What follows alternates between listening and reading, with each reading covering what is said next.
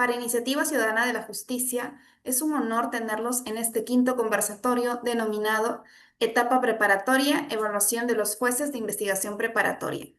Ante todo, vamos a presentar brevemente a los miembros de la mesa que nos acompañan hoy.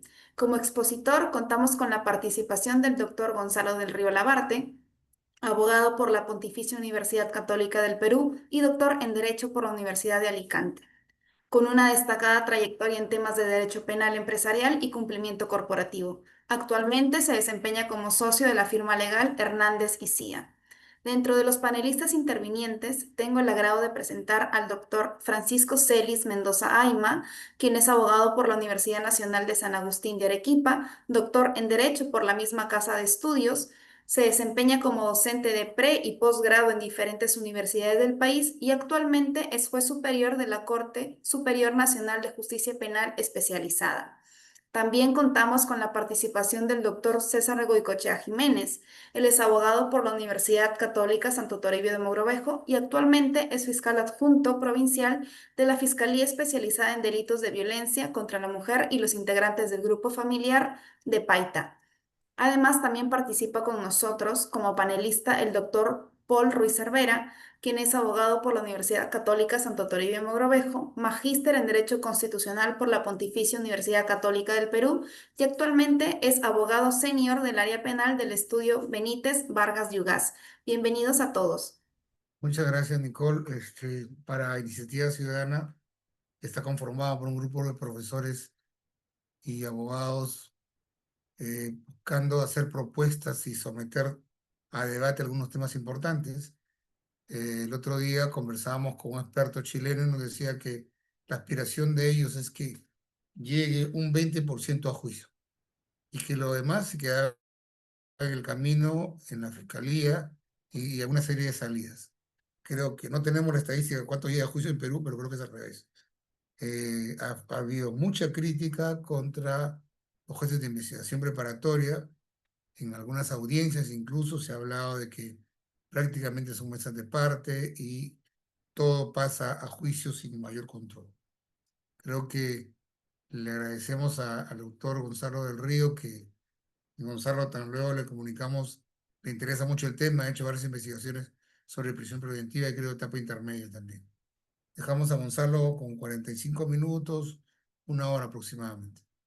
A ver, primero que nada, muchísimas gracias por la invitación y sobre todo por compartir este espacio con grandes amigos como lo son el doctor Falla y el doctor Celis Mendoza, amigo y colega de este tipo de discusiones de mucho tiempo. Para mí siempre es un auténtico placer estar invitado eh, a disertir, a participar en cuestiones académicas con el que yo considero es de largo el mejor juez de este país. El problema que me plantea Miguel para conversar, para discutir, es un problema del que efectivamente yo me he preocupado mucho últimamente. Y me sorprendió la invitación porque desde que me ocupo de este tema me he vuelto un paria insoportable. Me he vuelto una persona que no se levanta frente a los micros o frente a las exposiciones o frente a los tribunales a decir que este código es la maravilla que nos han vendido, sino que se levanta desde hace algún tiempo de reflexión a explicar que lamentablemente estamos ante un código que está padeciendo todos los males de lo que constituye en esencia un sistema inquisitivo.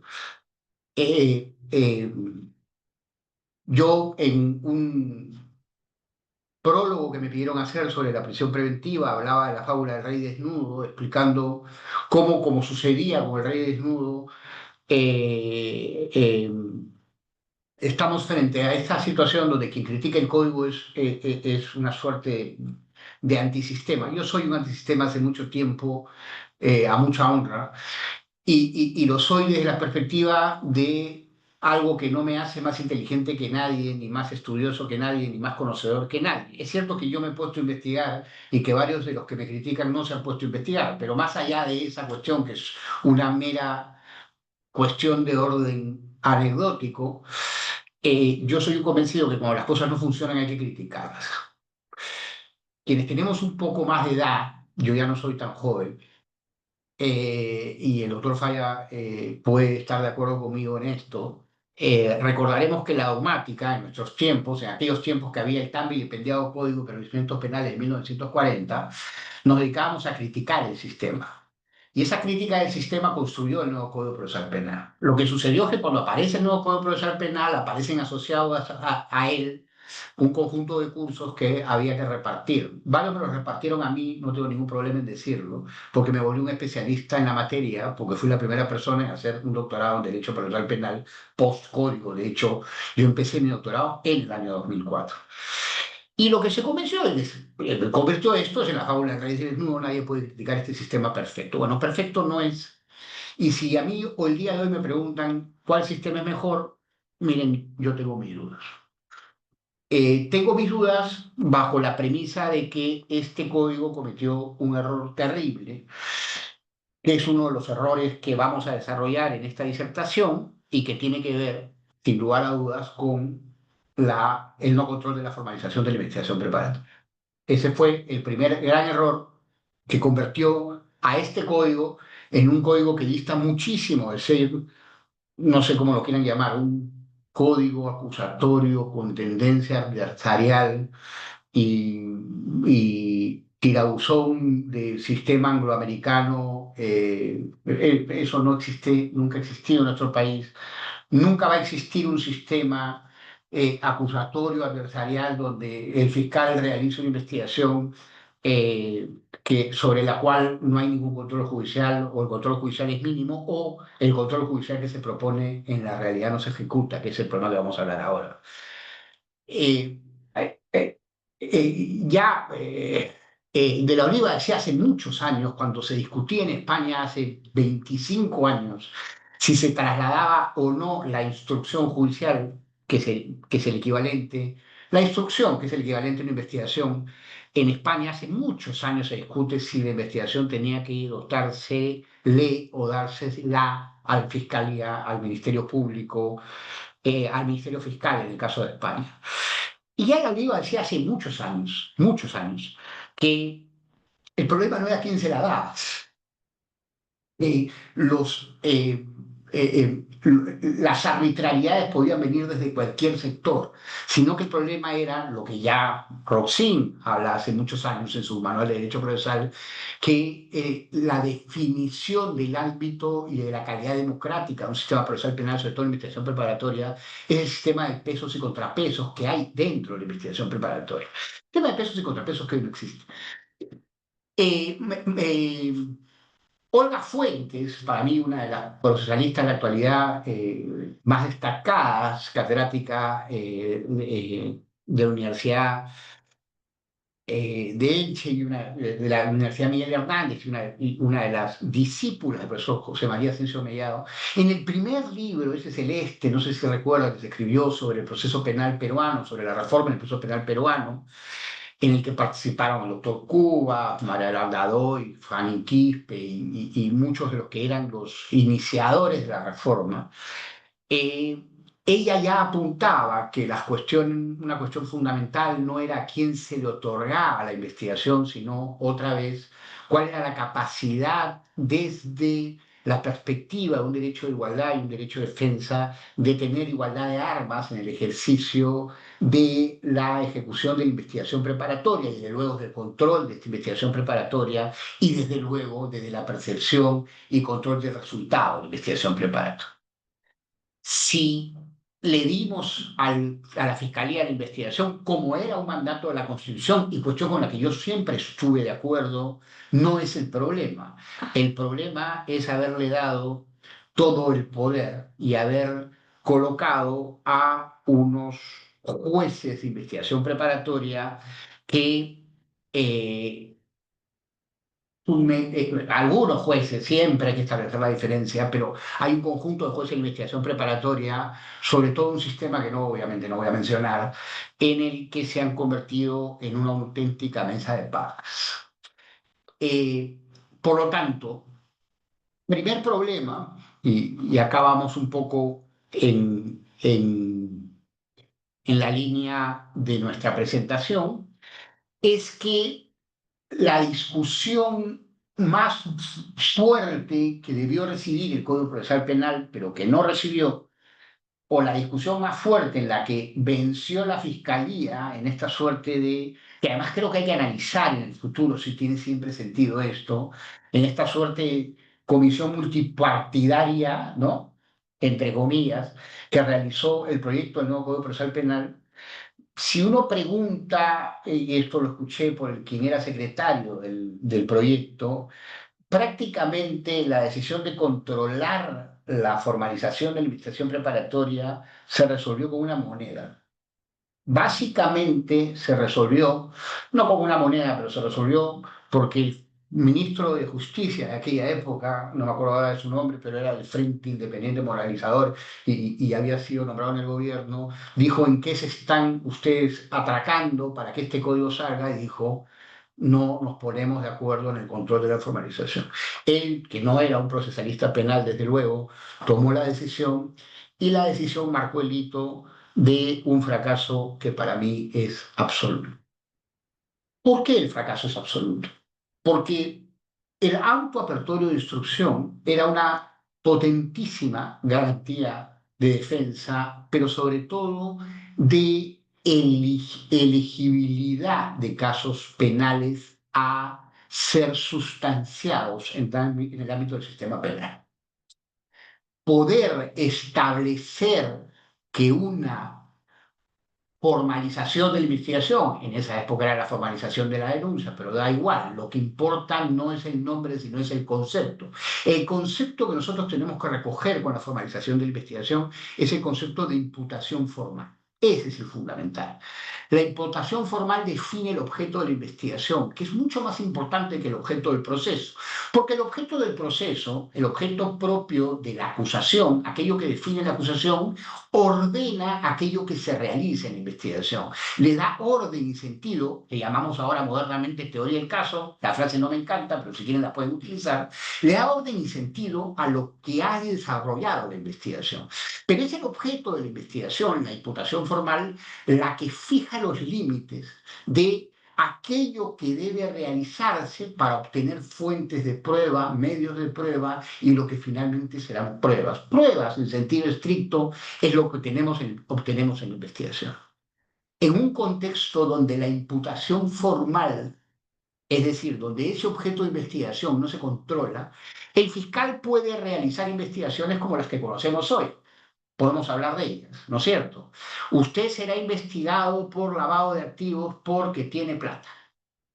O usted será investigado por lavado de activos, esto me ha sucedido, y le ha sucedido a Mario Vargas Llosa, que paz descanse, porque tiene un offshore. Me ha sucedido con un cliente, por si acaso yo offshore no tengo, ya quisiera. Pero Mario Vargas Llosa ha sido investigado en este país y murió investigado por una offshore. Tenía un offshore en Panamá y vivía hace 30 años en España, pero alguien decidió que había que investigarlo en la avenida Miro Quesada, ex Miro Quesada o de Santa Rosa. Eso es lo que le hicimos al hombre más destacado para mí, por diferencia, de la historia de este país. Ese es el principal punto de partida. Si los fiscales pueden iniciar investigaciones por la existencia de un offshore, esa es su hipótesis de trabajo. Y si inician diligencias preliminares y dicen, bueno, vamos a preguntarte dónde está tu dinero, cuánto impuesto has pagado, qué impuesto has pagado, cuántas casas tienes, te preguntan, y esto no es broma, me ha pasado con un cliente, si tienes yate o no tienes yate. Parece que el tener yate es una definición cabal de lo que constituye lavado de activos. Tener helicóptero no, una cosa rara, ¿no? Tener yate es de narco, pero tener helicóptero no es de narco. Entonces, ¿eso cómo se llama? Tiene un nombre mucho más antiguo que la práctica actual. Eso se llama salir de pesca. Si queremos ponerle un nombre más romano, más románico así, más bonito o más latinazgo, le podemos llamar inquisitio generalis. Es la persecución de la persona y no la persecución del hecho. El derecho penal del autor, que tanto hemos criticado durante décadas en la época en que la dogmática era crítica, se ha convertido en un derecho procesal del autor. Es decir, no tengo una hipótesis de trabajo y no persigo a Mario Vargas Llosa porque creo que ha cometido un delito, sino lo persigo porque tiene una empresa en el extranjero. Por si acaso, para los que se hayan podido contaminar en el último tiempo con que el hecho de tener un offshore es delictivo, hay que interpretar el offshore, pues yo siempre lo desarrollo en mis audiencias de la siguiente manera. Una offshore, por si acaso, es como un cuchillo de mantequilla. Si usted tiene un cuchillo de mantequilla, que creo que todos lo debemos, los que estamos acá lo debemos tener en nuestra casa, usted puede hacer varias cosas con ese cuchillo, pero vamos a poner que usted puede hacer dos. Una es untar con mantequilla su pan, que no es delictivo, y la otra es matar a su pareja, que es delictivo. Bueno, exactamente lo mismo ocurre con los offshore, pero en este país basta la existencia de un offshore o basta la existencia de un periódico que publica la existencia de un offshore para considerar que ese cuchillo es un cuchillo con el que se ha matado, aun cuando ni siquiera nadie sabe quién es la persona que ha fallecido. Primer problema fundamental es ese. Primer problema fundamental es que es materialmente imposible construir investigaciones coherentes, con un desarrollo coherente del objeto de la investigación, si es que esas investigaciones se basan en hechos indeterminados, en hechos en los que hay una constitución o una imputación formal que es una salida de pesca, que incluso llega a la formalización. Hay supuestos donde la formalización de la investigación preparatoria es una formalización que sigue manteniendo un hecho determinado. La pregunta concreta es, ¿cómo nos dotaba el sistema para atacar esa formalización, imputación formal, es decir, la disposición de formalización de la investigación y continuación de la investigación preparatoria? Lo que decía el profesor San Martín, acá lo cito abiertamente, esto lo ha dicho públicamente y me lo ha dicho personalmente, pero discrepo con él, es mi maestro, pero discrepo con él, era, para eso, hijito, tienes la excepción de improcedencia de acción. Pues bien, para eso teníamos la excepción de procedencia de acción. La excepción de procedencia de acción no ataca las imputaciones etéreas, indeterminadas, imprecisas o lo que conocemos formalmente como, digamos, la imputación no necesaria. Imputaciones innecesarias hay varias, pero en este caso no vale el término. La imputación que no cumple con el concepto de imputación necesaria. Ese era un primer problema que planteaba esta solución. Pero el segundo problema que planteaba la solución lo plantearon ellos mismos, es decir, la propia Corte Suprema estableció en el tratamiento de excepciones de improcedencia de acción que mientras no existiera la acusación, no voy a decir que esto fue un precedente judicial determinante, ahorita no tengo precedentes, sino que no era un precedente judicial, pero es una práctica que se volvió habitual. Lo que se decía es, como la imputación es progresiva, como la imputación es progresiva, esperemos hasta la acusación para que pidas tu excepción de improcedencia de acción, porque digamos que en el curso del desarrollo de la investigación preparatoria puede arribarse a una mejor sofisticación de la imputación formal. Es decir, en la acusación puede haber una conducta típica que no hay en la imputación formal propia de la exposición de la formalización de la investigación preparatoria. Una maravilla alucinante la Corte Suprema, que tiene muy buenas resoluciones, pero tiene resoluciones como esta. Una maravilla alucinante la Corte Suprema porque las imputaciones formales no son progresivas. La imputación no es progresiva porque mute en el tiempo. La imputación es progresiva por el grado de certeza que hay sobre ella desde la perspectiva de los elementos de convicción, luego medios de prueba, luego actos de prueba y luego prueba que sobre ella recae. Algo es progresivo porque lo tengo que probar y porque el grado probandum de esa situación en el tiempo se condice con la naturaleza también progresiva de una investigación que avanza en el tiempo. Pero cuando yo imputo vía formalización de la investigación preparatoria a alguien, la tengo que imputar por el qué, el cómo, el cuándo, el dónde y el quién desde una perspectiva lo suficientemente claro para que no sea solo la fiscalía la que sale de pesca, que el sistema no lo permite, sino también sea la defensa la que te proteja y ejerza medios de defensa sobre aquella imputación formal, sobre aquel objeto de la investigación. Porque siempre hablamos del objeto del proceso, pero nunca del objeto de la investigación. ¿Por qué? porque normalmente la fiscalía, y esto no es personal por si acaso, sé que hay un fiscal acá, pero normalmente la fiscalía cree que se puede investigar a la persona y no al hecho, pero no se puede investigar a la persona y no al hecho. Bueno, sí se podía investigar a la persona y no al hecho. Eso era en la Inquisición, por eso se llamaba la Santa Inquisición y por eso caminamos 200 años para que eso dejara de ser como fue. Pero hemos vuelto pues a la Santa Inquisición. Hemos vuelto al espacio de detener a las personas para definir a los sujetos. ¿No es cierto? Detenemos a la persona y la persona que está detenida en una cárcel se tiene que convertir en colaborador eficaz porque está en una cárcel que además es un espanto porque la peor cárcel de este país o los peores centros de detención de este país son los centros de detención preliminar. Bajo esa perspectiva, la Suprema cometió un gravísimo error, que hay que decirlo, respecto del cual ha retrocedido. Pero hubo un momento en este país de proceso garantista, acusatorio, adversarial, respetuoso de los derechos humanos, moderno, angelical y anglicano, en el que no solamente la Corte Suprema dijo que había que esperar a la acusación para que se decidiera una excepción de procedencia de acción, es decir, para que se atacara aquellas imputaciones que no constituían delito, sino además la Sala Penal Nacional, en un pleno jurisdiccional que felizmente por propia decisión de la Corte Suprema y es papel mojado, decidió que esa excepción de procedencia de acción, que solo podía presentarse en etapa intermedia, pues la Corte Suprema había dicho que había que esperar a la acusación, no podía ser apelada bajo un argumento, una lectura de la ley que era absolutamente inconstitucional desde la perspectiva del principio de igualdad. Entonces, vayamos a cuento. Nos dijeron que el control formal no era necesario porque los fiscales no había que tocar. Los fiscales empezaron a hacer investigaciones contra las personas y no contra los hechos. Empezaron a crear un monstruo de 9 cabezas del que no puedo hablar hoy. Si me invitas otro día, Miguel, encantado, de las diligencias preliminares podemos hablar largo. Ese es otro tema que va a matar este sistema. Pero crearon esa cosa que se llama diligencias preliminares en la que hay que individualizar al autor, pero nadie individualiza al autor porque el autor es individualizado el tercer día, igual sigue todo el tiempo que se les permita, porque lo que no quieren identificar es el hecho, sino al autor, y porque lo que hacen es un derecho procesal penal del autor.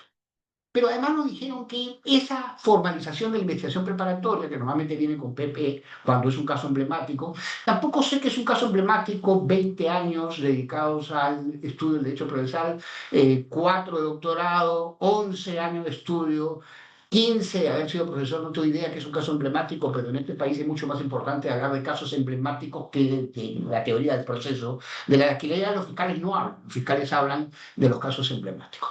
Bueno, nos dijeron, ustedes pueden presentar una excepción de improcedencia de acción solo después de la acusación, y me dijeron que la respuesta respecto a esa excepción de improcedencia de acción no podía ser apelada. Bienvenido al mejor proceso de Latinoamérica después de alguna vez alguien dijo que era un sistema procesal mejor que los europeos. No, no es cuestión de tener un código procesal penal moderno, es cuestión de tener un código procesal penal que sea equilibrado. ¿Tiene esto sentido? No, no lo tiene.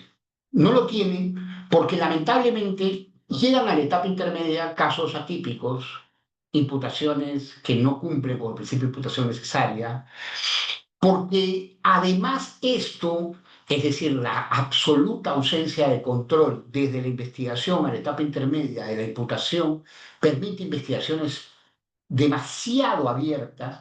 Una investigación abierta, lo digo en el último artículo que escribí en la revista Derecho y Sociedad, si no me equivoco, una investigación abierta y una investigación precisa, una investigación que al no investigar nada, investiga todo, se hace mucho más gigantesca y y involucra a mucho más personas y requiere mucho más filtros. Pero los positivos, y yo llamaría a los optimistas como yo era un optimista, doctor Falla, y usted lo sabe, porque alguna vez me vio cuando era mucho más joven, escribíamos sobre la etapa intermedia, mi libro que ha tenido mucho más éxito en provincia, en mi caso, que la prisión preventiva, porque era el primer libro que se atrevía a hablar de una etapa que nadie conocía, y lo hacía además en el lenguaje más sencillo posible. Nosotros teníamos la esperanza de que, ¿qué importa? Pasaremos, porque claro, nosotros no éramos los imputados, pasaremos por un terrorífico proceso de investigación preparatoria, pero nos saltaremos ese proceso de investigación preparatoria en etapa intermedia. Es decir, llegaremos a la etapa intermedia y llegará el cura que nos absolverá de los pecados, o que absolverá de los pecados al fiscal en realidad, y que lo que hará es poner orden. Llegará a la etapa intermedia porque Gonzalo del Río dijo que había control formal y control sustancial, y Gonzalo del Río creo que hasta acuñó el control sustancial, porque le juro que eso no existía en el código como nomen juris, y el control sustancial era que a pesar de la acusación podíamos pararla, es decir, no iba a haber la acusación formal. Y me pasó como esta canción de Silvio Rodríguez, de La primera mentira, ¿no? Creo que se llama, donde eh, todo lo que creí que iba a suceder no sucedió nunca. Los jueces, por lo menos voy a hablar de los casos emblemáticos, se dedicaron efectivamente a ponerse de costado y a decir que todas esas cuestiones que estábamos discutiendo sobre la insuficiencia probatoria, porque hasta la insuficiencia probatoria podía ser discutida, sobre la tipicidad relativa y absoluta, sobre la culpabilidad, sobre la punibilidad, nunca se resuelven en la etapa intermedia, o casi nunca se resuelven en la etapa intermedia. ¿Por qué? No lo sé. Yo tengo algunas ideas. La primera idea es que es bastante complicado pedirle a un juez que no formó parte del control de la formalización que controle el final de la investigación. Si el juez no tuvo como poder pronunciarse al comienzo, en el que hubiera sido el momento indicado, como lo era en su momento el auto apertorio de instrucción, ¿qué sentido tiene que el juez haga puré una investigación de 5, 4, 3, 6 años, ¿no es cierto? ¿Qué capacidad tiene para decir todo lo que has hecho está mal tan lejos y tan tarde? Es una primera sensación que tengo. La otra sensación que tengo es que en los casos de organización criminal, los casos de lavado activo, los casos graves, el gatillo respecto de la prisión preventiva, lo sabemos, es un gatillo bastante ligero. Y ese gatillo hace bastante difícil que esos jueces que alguna vez fijaron la investigación, en la investigación preparatoria de una prisión preventiva, conduzcan a clausurar el proceso antes del juicio oral. Esa es otra explicación que puede ser razonable. La tercera es que piensa mucho cortar con acusaciones que no tienen sentido, que no cumplen con el objeto, que no tienen suficiente prueba, que no van a ser probadas, con objetos procesales que no van a poder ser verificados, y que los jueces prefieren, como los delanteros que en vez de cabecear al arco, cabecean a su compañero o le dan un pase con la cabeza a su compañero, preferir que ese marrón, si me permiten el término, se lo embuta el juez o los jueces del juicio. Es fácil, es mucho más fácil absolver a alguien luego de un juicio que absolverlo en forma adelantada, permítanme la absolución en comillas, sé que es sobreseimiento, por absoluta ausencia de prueba, por manifiesta ausencia de prueba o por insuficiencia probatoria. De hecho, no tenemos ninguna resolución de la Corte Suprema que establezca mínimamente cómo es que debemos dotar de contenido. Hay algún intento, pero que es un intento, creo yo, bastante pobre. Porque de hecho lo que además dijo la Suprema, siempre ayudando a que la carga procesal de este país sea más ligera, es que tenía que ser un caso palpable, evidente, como si eso es algo que pudiéramos definirlo de manera tan sencilla. Estamos donde estamos. Tenemos en el caso de la Sala Penal Nacional, y no tengo ninguna duda de esto, una de las cortes más saturadas del país. Acá en la última diapositiva genero algunos otros problemas vinculados a la etapa intermedia, pero sobre todo a lo que se me pide ahora, el papel del juez de investigación preparatoria en la etapa intermedia. Y creo que hay problemas que acompañan al más grave, que es el del control sustancial. Uno es el del control formal. Ya conocemos casos de interminables. Eso ha sido un poco parado por la Suprema, diciendo que solo puede haber un control en realidad. Y de un control probatorio que le deberían llamar, que yo ya directamente pediría, no sé, que hagamos, nos juntemos nosotros, y ya puedo dejar de compartir esto porque esta era mi última diapositiva, y ya directamente vamos, lo sinceremos, desaparezcamos el control probatorio. No tiene absolutamente ningún sentido. Es decir, Los jueces de la investigación preparatoria en todas las etapas intermedias que he estado pasan todas las pruebas y le dejan el problema no menos grave al, al juez o a los jueces del juicio. Yo tengo una anécdota que no voy a decir cuál es el caso, porque nunca lo hago, pero que es fácil identificar, porque son de estos videos que no sé si voy a llamar viral, pero voy a llamar que por lo menos dio vuelta entre los abogados, viral me parece pretencioso, en el que yo digo que un fiscal está presentando a un testigo experto que no es testigo experto, porque la figura del testigo experto es clave. La figura del testigo experto es un testigo que percibe el hecho como testigo natural, pero que además tiene un conocimiento especial en esa situación. Este es el caso de la presentación del testimonio de un fiscal que no había sido parte del testimonio desde la perspectiva de la realización del hecho delictivo, sino que había sido parte de la investigación. Y explicaba que eso no podía ser testigo experto. Y lo que contestó el fiscal en esa audiencia, que ya era una audiencia del juicio, es una de las cosas que ahora se responden, que forman parte de la argumentación, la teoría del derecho, la nueva teoría del derecho, la nueva teoría de la argumentación, o la teoría del caso, como lo quieran llamar. Por eso ese fiscal no escribe, pues, ¿no? Y por eso no publica, por eso no, nunca lo cita la Suprema. El fiscal dijo, ya qué importa cómo se llame, si testigo experto o testigo, pero se presente y que se lea. Ese es el tipo de derecho que practicamos ahora, y ese es el tipo de derecho en el que creemos ahora. Y ese es el tipo en el que creemos ahora. Ya no importaba, habíamos debatido sobre el testigo experto, pero no importaba si era testigo experto, no importa mi ignorancia, yo quiero que declare y que declare. ¿Dónde estamos? Eso es el control probatorio ahora, el control sustancial eh, no existe o prácticamente no existe. Es verdad, y lo decía Miguel Ángel, y quizá Miguel Ángel lo que deberíamos hacer en vez de procurar o preocuparnos en seguir haciendo estas tan interesantes conversaciones que deberán persistir y seguir, es preocuparnos en crear, y yo te acompañaría en ello, un instituto de obtención de data, es decir, de obligarle al Poder Judicial a que nos dé data. Y buscar menos abogados y más ingenieros, matemáticos, estadísticos, que nos permitan controlar data. Efectivamente, ¿cuántos casos llegan a etapa intermedia? ¿Cuántos controles formales se realizan? ¿Cuánto demora un control formal? ¿Cuántos controles sustanciales? El único trabajo estadístico de data que alguna vez se hizo sobre la etapa intermedia fue en la Corte de Arequipa. Y en la Corte de Arequipa se llegó a la conclusión de que había un muy alto, en aquella época, estoy hablando ya de casi, me parece que más de 10 años, 15 años, había un muy alto control sustancial. Y ese control sustancial se verificaba fundamentalmente en un 70-80% de la insuficiencia probatoria. Ese es un trabajo estadístico que se realizó y existe.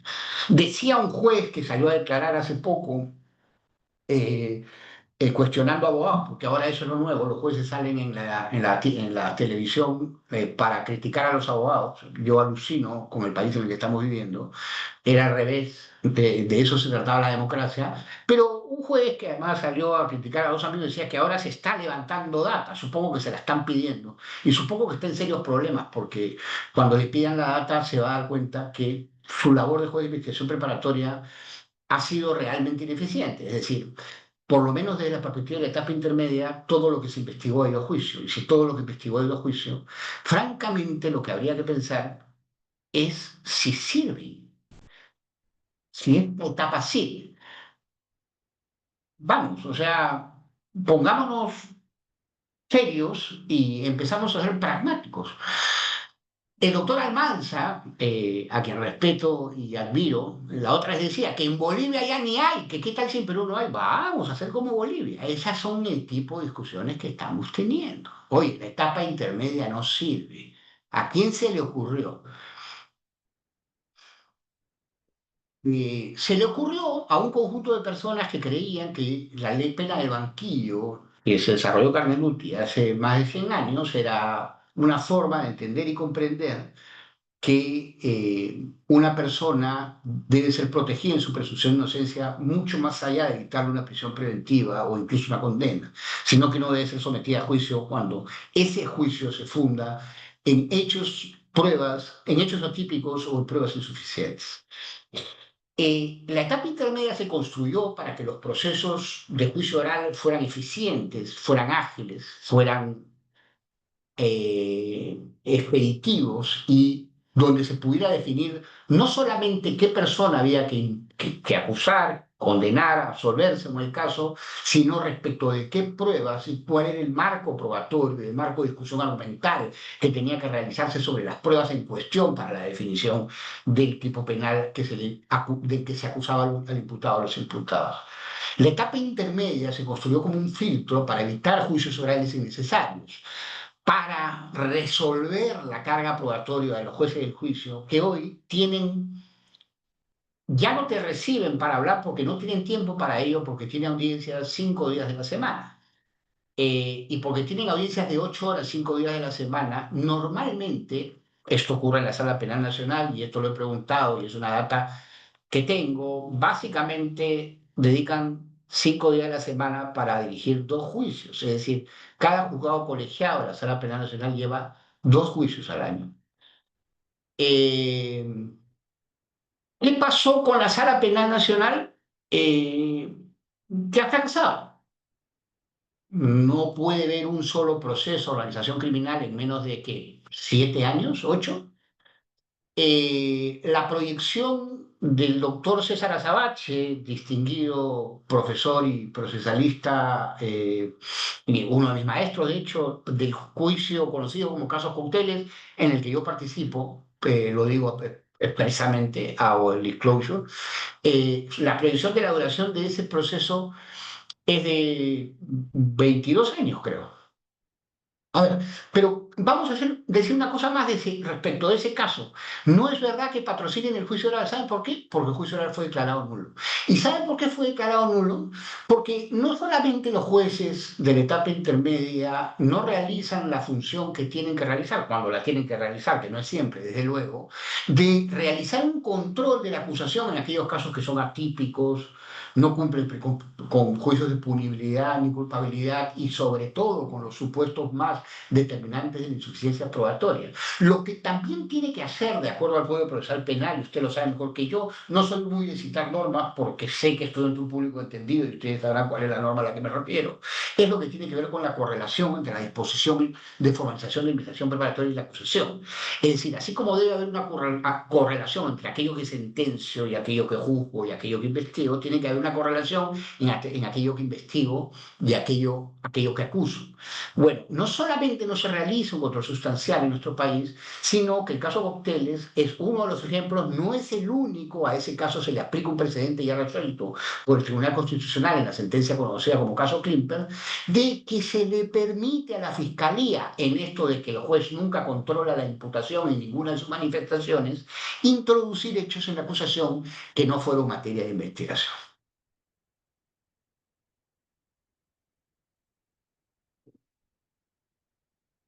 Bienvenidos al código acusatorio, garantista, angelical, anglicano, adversarial, moderno. Mueran ustedes los viejos que fueron parte alguna vez del Código del 40 y tenían un sistema inquisitivo. Bueno, para los que son más jóvenes, en ese sistema inquisitivo había un juez que no permitía que se persiguiera una investigación por hechos atípicos. A los que creen que somos unos viejos que leemos a naftalina, que alguna vez estuvimos en un código que era inquisitivo, en ese código los jueces no permitían perseguir a personas, sino que solo permitían perseguir un hecho. A los que olemos a naftalina y les parecemos que nos dedicamos hace mucho tiempo a un código inquisitivo, en ese código inquisitivo no se podía perseguir hechos que estaban prescritos. En ese código inquisitivo había un auto apertorio de instrucción, me parece que era el artículo 72, si no me equivoco, que una de las cosas que establecía, porque la Suprema lo desarrolló además, era que la individualización no era un nombre y un apellido, sino que la individualización permitía y confirmaba y acreditaba una relación entre la persona y el hecho basada en los elementos de convicción. Y que lo que tenía que existir para que una investigación prosiguiera, esa investigación judicial que parecía terrible y larga, comparen usted cuál era más largas son las de ahora. Bueno, esa instrucción judicial terrible y larga tenía control judicial. Y el juez tenía que exigirte no una individualización en la que tú pusieras en una carpeta, porque tienes la valentía de hacerlo, con un hombre que tenía casi 90 años, Mario Vargas Llosa, sino que pusieras por qué Mario Vargas Llosa te ha investigado y cuáles eran los elementos de convicción que permitían investigar. Ese, ese era el sistema inquisitivo y este es el sistema garantista acusatorio. Este sistema garantista acusatorio permite que te investiguen a ti, pero no a un hecho. Este sistema garantista permite que te investiguen a ti durante años, sin que exista un solo control judicial. No existe control judicial porque el legislador abdicó del control de la formalización de la investigación preparatoria, pero no solamente abdicó del control de la formalización de la investigación preparatoria, abdicó de la excepción de procedencia de acción, abdicó de la excepción del análisis de la excepción de procedencia de acción antes de la acusación y luego abdicó de que luego de la acusación, es decir, en la etapa intermedia, se presentara una excepción de procedencia de acción y ésta pudiera ser apelada en el marco del elemental sentido de justicia que supone el derecho a la pluralidad de instancias. Luego de ello, no solo hay un problema legislativo, que lo hay, sino que ese problema legislativo se desarrolló como un problema pragmático, práctico, vinculado a el desarrollo, el ejercicio. Uno de los grandes problemas que tenemos en Lima es que cada vez los que más dictan en las universidades, menos van a los juzgados.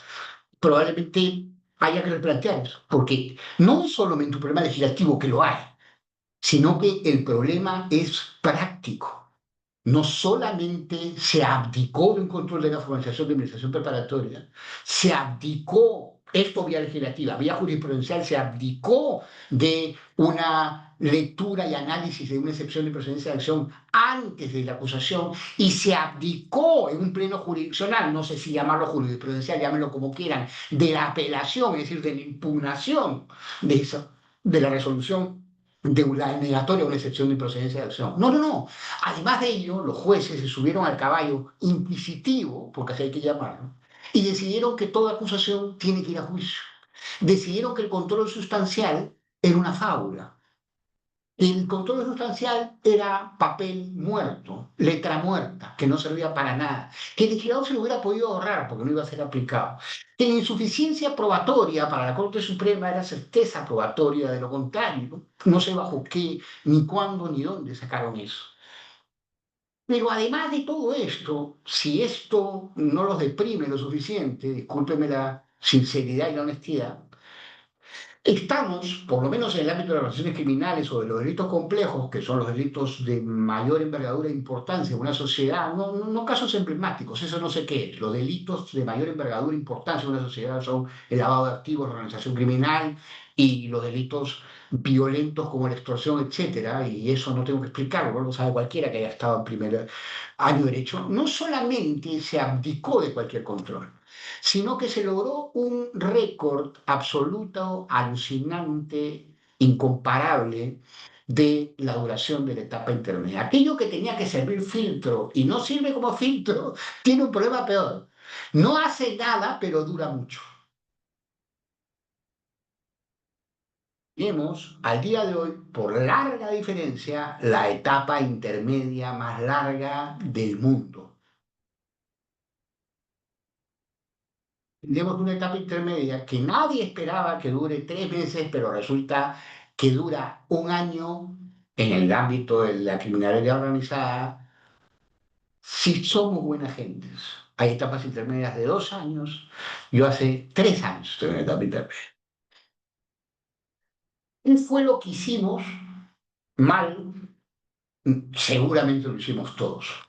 Esto lo he dicho, lo he repetido hasta el agotamiento, esto no es un problema de los jueces, es un problema de todos, es un problema de los fiscales, los jueces, los que nos dedicamos a aplaudir un código creyendo que era maravilloso y nos equivocamos.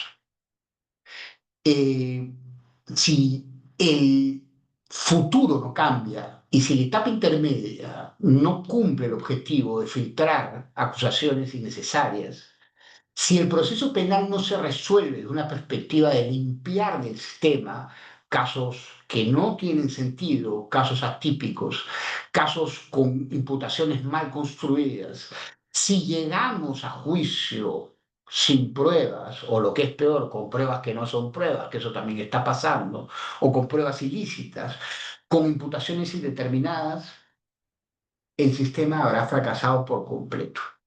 Yo tengo la tenue, pequeña esperanza de que resistamos, de que la vida de la creencia de que el sistema es una maravilla eh, empiece a ceder y que vuelva, ya quizá no en mi generación, sino en la siguiente, la visión crítica de un sistema que ha hecho que la reforma del proceso penal en el Perú sea probablemente una de las peores reformas de América Latina en el ámbito del sistema procesal penal. Hay dos formas de mirar esto. Una, la de callarse y que sigan invitando a hablar de, no sé, el juicio oral o las técnicas de litigación oral.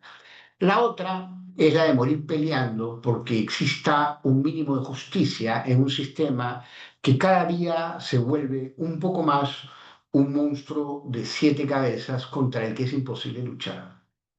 Esto tiene que ver con muchos aspectos más. Los abogados que no tenemos acceso a los jueces, un fiscal llega tarde a una audiencia y lo tenemos que esperar porque el pobre se ha atracado en el taxi, un abogado llega tarde a una audiencia y se da por desistido su pedido. Podríamos hablar largo y tendido sobre los problemas del código, problemas que además creo están en los detalles. Pero el problema de la etapa intermedia es un problema al que hay que socorrer ya. Hay que, los que creemos que tenemos una presencia dogmática, los que creemos que participamos de un criterio dogmático, los que creemos que podemos aportar a la crítica del sistema desde un sentido dogmático, tenemos que alzar la voz porque va a ser demasiado tarde y el sistema va a ir de mal en peor. Todo para acabar, y esto es algo que siempre me repite el doctor San Martín y es algo que siempre recuerdo. El Código de Procedimientos Penales de 1940, algunos lo llaman el 39, yo siempre lo llamaba el 40, más o menos, no creo que haya una gran diferencia ahí, era un gran código, era un código mixto, adecuado a la época, moderno entre sus pares, tenía una propuesta moderna, en su época contradictoria, garantista, oral, se basaba en el juicio oral. Ese sistema no se destruyó por sus textos, el texto no destruyó el sistema lo destruimos nosotros. Eh, no era un mal código, no nació un día y dijeron, han creado un código inquisitivo, viviremos con él 60 años, eso nunca pasó. De hecho, 60 años es una corta vida, muy corta para una norma. El problema somos nosotros, no la norma. Probablemente no debemos abdicar a la reforma del sistema. Yo seguiré abogando por la imprescindible, absoluta necesidad de un control de la formalización de la investigación preparatoria. Pero el problema no es la norma. Yo les puedo asegurar que yo viví en un mundo con un código mucho más injusto, pero había mucho más justicia. Por lo tanto, las normas no hacen a los sistemas, son las personas las que hacen a los sistemas. Y si no asumimos desde la perspectiva que nos toque que estamos frente a un sistema que se está deteriorando, el problema se hará mucho más gigantesco, pero sobre todas las cosas, y esto es lo más importante, llegará un día en el que será irreversible porque tendremos que crear un nuevo código, pero tendremos una larga lista de casos sin resolver, de casos sin justicia, de casos sin justicia pronta, o lo que es peor, de investigados e investigadas que no saben, como Kafka, por qué están ahí, qué momento llegaron ahí, qué es lo que se los imputa, quién se los imputa, por qué se los imputa y cuál es el sistema que rige esa imputación. Muchas gracias. Muchas gracias, doctor Gonzalo. Ha sido una magistral exposición y estoy seguro que a todos nosotros nos ha sido muy útil hablar de este tema. Personalmente, a mí me ha resultado muy interesante oír cómo ha criticado esta etapa de investigación moderna que tenemos y el código también, y la comparación que hacen. A continuación, vamos a dar pase a los panelistas para que tengan una participación y luego de ello usted tendrá 15 minutos para darle respuesta. Eh, Le damos pase primero al doctor Francisco Celis Mendoza Aima, quien tiene de 5 a 7 minutos para su participación. Adelante, doctor. Muchas gracias, buenas noches. Mis primeras palabras de agradecimiento para el doctor Miguel Ángel Falla, mis expresiones para mi amigo el doctor Gonzalo del Río Labarte, siempre en estas ponencias críticas, por cierto, uno desde adentro y obviamente también desde la defensa. Creo que nos permite tener una perspectiva bastante interesante y realista, ¿no? Saludos para el doctor Paulo Ruiz Cervera, siempre inquieto con el tema de la imputación, y un gusto, doctor César Goicoechea. Seré rápido por la brevedad del tiempo. El doctor Gonzalo del Río ha hecho un diagnóstico, ha diseccionado en realidad el proceso. A despecho de la postura de mi amigo, el doctor Miguel Ángel Falla, yo también soy una de las personas que considero que esta reforma ha fracasado, ¿bien? Pero de fracaso se aprende también. Y creo que estamos en ese norte. Es decir, sobre la base de este fracaso y ver cuáles son las razones del fracaso es lo que nos permitiría tal vez reimpulsarlo. Porque si vamos en la misma línea, seguimos en ese paso burocrático de mero trámite y ese sí es un problema. El doctor Gonzalo de Río ha tocado varios puntos, ¿cierto? Quizás uno de los aspectos más críticos es el relacionado a cómo se ha ido internalizando el paradigma de esa bendita progresividad del objeto del proceso, de la imputación del hecho punible. Y es que esto es cierto. Normalmente cuando se conversa con jueces de investigación preparatoria, atienden a este tema, un término que se han inventado, dicen la imputación acabada. ¿No? ¿Qué es eso de imputación acabada? La imputación acabada debe aparecer ya en la acusación. ¿Qué imputación acabada? Si estamos hablando de una hipótesis. Y como bien señala, la formalización de investigación preparatoria requiere pues de una hipótesis para investigar. No voy a investigar para formular una hipótesis. Es un absurdo metodológico, ¿no? Entonces, ese es un tema pero que está bien enclavado en la cabeza de muchos jueces de investigación preparatoria y también jueces superiores, por cierto, ¿no? Entonces, eso hace de que no se haga esa exigencia de una hipótesis de imputación al inicio, y conversaba con algunos magistrados en el sentido, bueno, si tienes una imputación deficiente, pues acude a la tutela de derechos, pero qué duda cabe, aparece la necesidad, por lo menos de una audiencia de control de imputación o de presentación de cargos donde se pueda realizar ese control inicial, donde pues no se transite durante 4 meses u 8 meses y recién en la etapa intermedia, más por fuerza de la presión, pues se sanee lo que nunca se ha saneado, lo que no supone pues tener una imputación válida, ¿no? Esto también tiene que ver con un tema muy importante que destaca el profesor Gonzalo del Río. Esa costumbre de los jueces de investigación preparatoria, esa práctica, no digo costumbre, mejor, de frente a un control sustancial, derivarlo siempre a los jueces de juzgamiento. ¿Ah? Es una cuestión de fondo. Si el hecho es atípico, no es problema mío, sino que lo resuelvan como una cuestión de fondo. Si existe una causa de justificación o de exculpación o de no punibilidad, es un problema de fondo, cuando el 344.2 es clarísimo, pero eso es extraño. ¿Para qué hacer los problemas? Si ciertamente es pues una mesa de partes, pero ahora solamente con la cinta, ¿no? Entonces, esa es una práctica. ¿Y cómo superar ello? Cuando de pronto esto tiene que ver, tal vez digo, porque son pocos los jueces de investigación preparatoria que se preocupan por dominar la metodología, una dogmática desde una perspectiva metodológica, operativa. Parece que el problema también está por ese lado.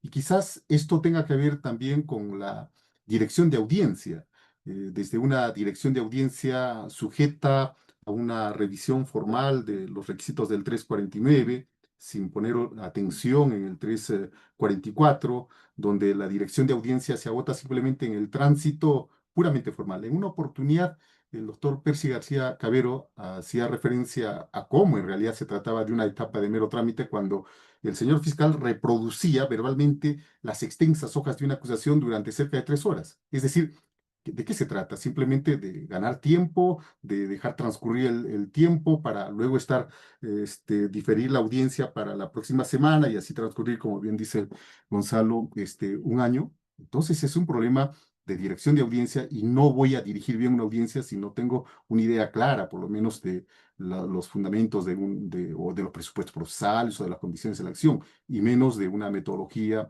dogmática para realizar un adecuado control. El otro tema que también es cierto es esta situación de la admisión de medios probatorios, pero digo, caramba, si los propios jueces no toman la iniciativa de realizar convenciones probatorias para luego admitir los medios probatorios que estén relacionados con el contradictorio significativo, también es un tremendo problema, ¿no? Cierto, esa suerte de sedazo en realidad es una puerta abierta para que se admitan no todos los medios probatorios. ¿Y cuál es el principal problema? Que esto va a tener un impacto directo en esas audiencias interminables, en esas audiencias de juicio oral, porque se van a desarrollar pues actividad probatoria de información que respecto del punto controvertido no tiene mayor relevancia, ¿no? En realidad este es un tema, y yo comparto plenamente, soy también pesimista, he afirmado también que el proceso es la etapa intermedia es un fracaso por sí, pero siempre tengo esa perspectiva, vislumbro que solamente adoptando una postura fuertemente crítica, hasta ácida, como la de Gonzalo, creo que solamente desde esa perspectiva podremos generar un espacio duro para a partir de ahí reimpulsar. Con esta legislación, otra vez con otras modificaciones, tal vez como dice, ya no lo veremos nosotros, pero generemos ese escenario. Muchas gracias.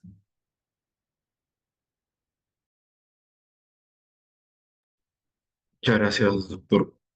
Le damos pase al doctor César Goicoechea Jiménez. De la misma manera, tiene entre 5 a 7 minutos para su participación. Gracias, doctor Miguel. Buenas noches, doctor Gonzalo. Buenas noches, doctor Celis. Buenas noches, Paul. Buenas noches con todos. Yo voy a empezar. Hace poco mencionaba o cuestionaba el doctor Celis en una actividad que tuvimos aquí en el Distrito Fiscal de Piura, un punto que es sumamente importante, ¿no? La necesidad de no enfocarse en el tema de las circunstancias como tal y ir directo a la imputación, ¿no? Que si atendemos a las circunstancias como precedentes, concomitantes o posteriores, a veces la transcripción de un hecho nos lleva pues a transcribir 4, 5, 6 páginas para finalmente aterrizar en una imputación que se puede resumir en 6, 7, 8 líneas, ¿no? Y que podría eh, determinar claramente cuál va a ser el eje central del debate finalmente en una etapa intermedia, en una etapa de investigación o en una etapa ya de juicio oral. Que dicho sea de paso, a título personal, por ejemplo, uno de los problemas que causa aquí en el distrito judicial en el cual yo me encuentro, lamentablemente tenemos colegiados hay 2 colegiados nada más aquí en Piura, el transitorio y el permanente, y la programación de audiencias o la suspensión de audiencias se da cada 15 minutos. ¿Qué labor probatoria se podría hacer en 15 minutos, no? Interrogando a un perito oficial, a un perito de parte, a un testigo. He tenido casos en los que un perito, bueno, lleva 5 sesiones sin que se termine, ¿no? Un perito de parte a nivel psicológico. Y creo yo que el principal problema es la falta de control que pudiera realizarse y sobre el centro de debate que debe también realizarse. Ahora, he escuchado muy atentamente el tema de la crítica de la necesidad de que se incluya, ¿no?, el control de la formalización de la investigación preparatoria por parte del juez de garantía. ¿Y qué garantía tenemos de que no ocurra también lo que ocurre con las acusaciones y que son solamente de paso? Porque finalmente, bajo el criterio de principio de progresividad, todo vamos a salvar. No vamos a decir, por principio de progresividad, estamos en etapa de investigación y finalmente ya en etapa intermedia se decidirá todo ello respecto a nivel de imputación y si queremos ver con los elementos que pudiéramos tener corroborados hasta ese punto, ¿no? Con los cuestionamientos también hoy en día de que, por ejemplo, ¿no? A nivel de investigación, ya nos quitaron a nosotros la posibilidad de poder realizar investigación, sino que la realiza la policía.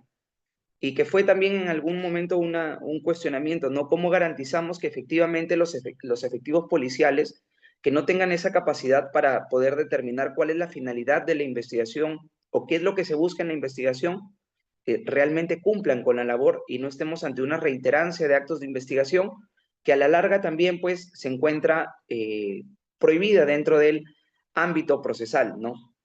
Entonces, creo yo que si bien es importante lo del control de la disposición de formalización, hasta qué punto también se va a tener el respaldo por parte de las autoridades que por parte de las autoridades de las diversas instituciones, ¿no?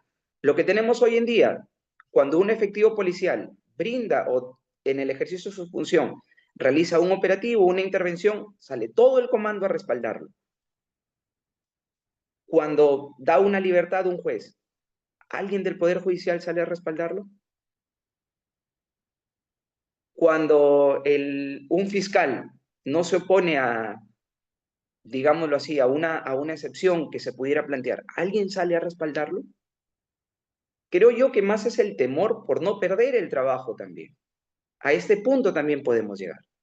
Entonces, considero que si las cosas van a seguir así, por más duro que pueda ser, no sé hasta qué punto el control de la disposición de la formalización va a llevar a un buen puerto, ¿no? Porque si se trata de personas, como usted menciona, doctor Gonzalo, ¿hasta qué punto las personas van a cambiar el chip para aterrizar justamente a evitar mayor congestión del sistema judicial al que ya tenemos?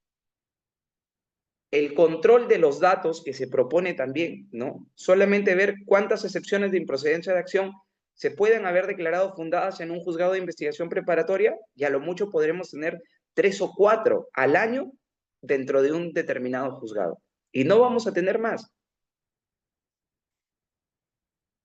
Porque justamente va por el cuestionamiento del control sustantivo. Dejemos al juicio oral para que finalmente se haga el análisis, porque en esta etapa, en la etapa intermedia, no es la etapa adecuada para ejercer una valoración de los órganos de prueba. ¿No?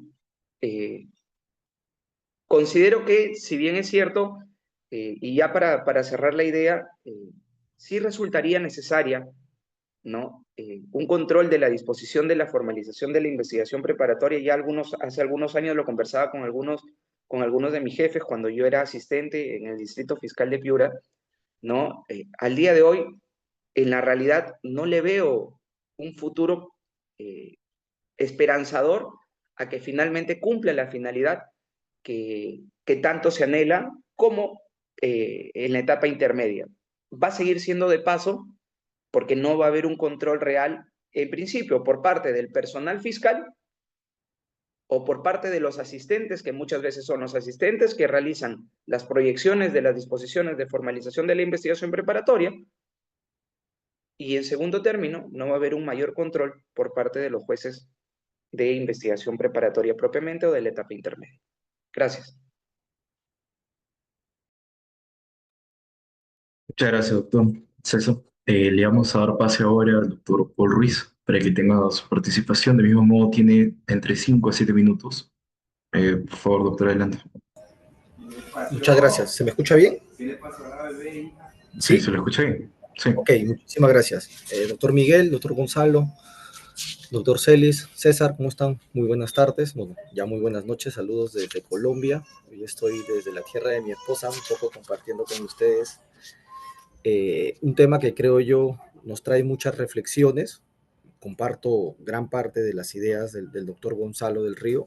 Creo que su exposición ha sido muy objetiva en cuanto a las deficiencias o los problemas que tenemos dentro de nuestro Código Procesal Penal.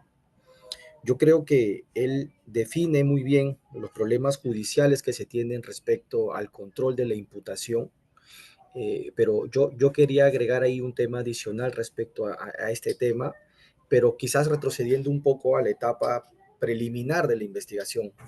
del proceso en sí mismo, ¿no? Otro de los grandes problemas que se tienen es respecto quizás a cómo controla uno la imputación o la investigación iniciada respecto a las personas jurídicas, ¿no? Esto en la idea de poder entender que el código marca una pauta respecto a la incorporación de las personas jurídicas dentro del proceso penal una vez formalizada la investigación preparatoria. Pero ¿qué pasa cuando las investigaciones inician contra una persona jurídica que, digamos, y la pregunta es, y ahí se la traslado al doctor Gonzalo del Río, es si las personas jurídicas pueden ser investigadas o no desde la etapa de investigación preliminar, ¿no? Entonces la pregunta sería es cómo es el control, digamos, de admisibilidad o de procedencia de las investigaciones que hoy se inician durante esta etapa que viene viviendo el Perú y una persecución, digamos, muy, muy personalizada, ¿no? Esto, claro, está por la ley de la responsabilidad penal de las personas jurídicas o administrativas, como quieran llamarlas. Yo creo que ahí es uno de los grandes problemas que tenemos respecto al control de la imputación y creo que nuestro sistema tendría que entrar a la reflexión respecto a este punto porque no tendremos o no veo una salida respecto a cómo podemos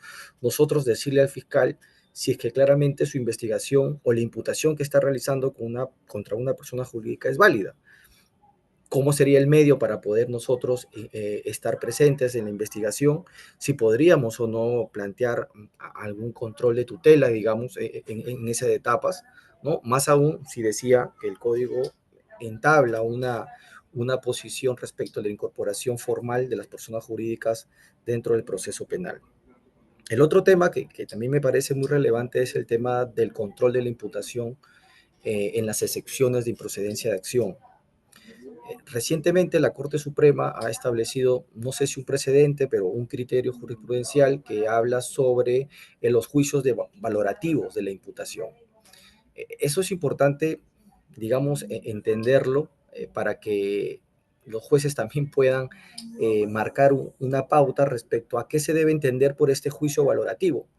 Me ha pasado a mí, no sé si al doctor Gonzalo o a César Goicoechea, o al doctor Celis Mendoza, escuchar algún debate dentro de las audiencias respecto a los juicios valorativos en una sección de improcedencia de acción, o que los jueces nos digan que cuando utilizamos el juicio valorativo estamos hablando de un juicio de valoración de prueba y que por lo tanto la excepción de improcedencia de acción debe ser rechazada. Yo creo que el problema en esas líneas está vinculado a la falta de entendimiento, capacitación por parte de los operadores jurídicos respecto de entender qué lo diferencia en un juicio valorativo del hecho imputado a un juicio de valor respecto a la prueba. Y creo que eso es un tema también digamos, de lo que genera el problema y este déficit de poder obtener algún resultado positivo respecto al control de la imputación.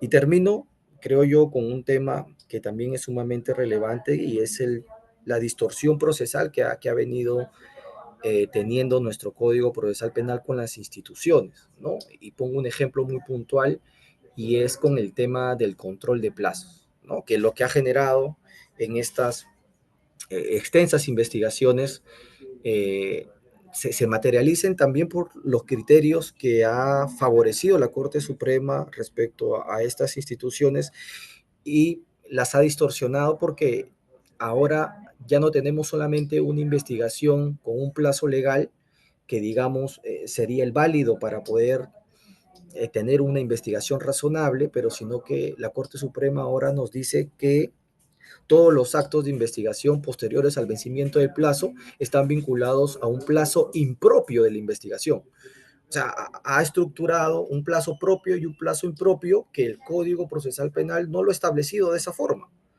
lo que permite entender una distorsión del control de plazo, porque en cierta medida el control de plazo se utiliza para decirle al juez, oye, un momento, hay un fiscal que está pasándose del límite legal y que todos los actos de investigación posteriores a ellos no deberían tomarse en cuenta, pero con este criterio del plazo impropio de la investigación genera que esta temporalidad del proceso penal siga siendo muy larga y además inclina la balanza de investigación respecto a la fiscalía.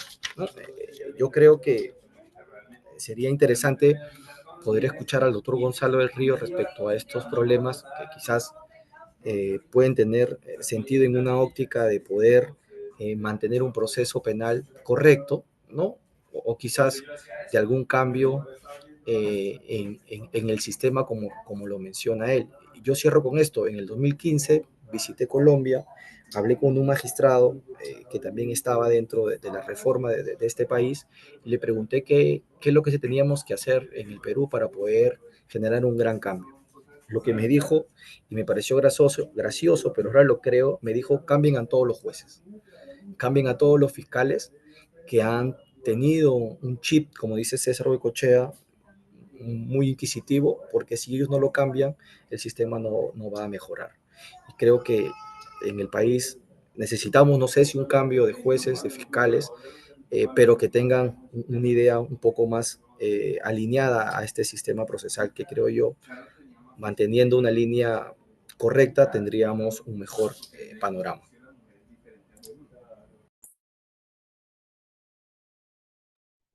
Muchas gracias, doctor Paul. Muchas gracias a los tres doctores que han tenido participación. Doctor Gonzalo tiene 15 minutos para poder hacer una réplica respecto a la participación de estos tres doctores que han intervenido. Adelante. Muchas gracias. Yo creo que voy a ser más breve que eso porque eh, eh, quienes han hablado se han explicado por sí mismos y estoy básicamente de acuerdo en todo lo que dicen. No tengo mucho que discutir, que es además lo que me gusta. Pero, a ver, como primer punto, el juez más ordenado que conozco, el que realiza el control del debate de manera más ordenada, no voy a decir su nombre, eh, no sobresee nada. Entonces, una primera pregunta es si es un problema de ordenación del debate. A mí lo que más me frustra de este sistema, pero por lejos, es que todo tiene un orden. O sea, la audiencia se cita, etapa intermedia se cita 3 veces por semana en casos especialmente graves o emblemáticos. Otra vez, no sé qué significa eso. Eh, Hay una muy buena participación de los abogados, los jueces definen el debate de cada audiencia y todas las resoluciones acaban igual. ¿En qué acaban? En que la acusación pasa como está o pasa peor. Entonces, yo no creo que sea un problema de ordenación del debate, porque yo no sé si ustedes han visto, ¿saben cuándo voy a perder yo un caso? Cuando pierdo un incidente, excepción de presencia de acción, cuando pierdo un control sustancial con seguridad en el sistema del que estamos hablando, en la Sala Penal Nacional, cuando el juez me hace preguntas y asiente. Ya, mírenlo, lo pueden ver. Ya, ahora el tema es que esto ya no es una interpretación, están los videos.